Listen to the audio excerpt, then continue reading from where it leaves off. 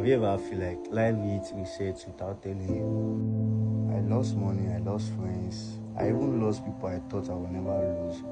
But here is the real truth. Starting over doesn't mean like that's the end of it. Starting over doesn't mean you're a failure. It's just shaping you on the middle of becoming a better person.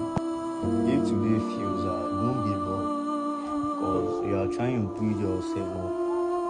What people see in you is they see failure in you, but they don't know you are rebuilding your life to the best.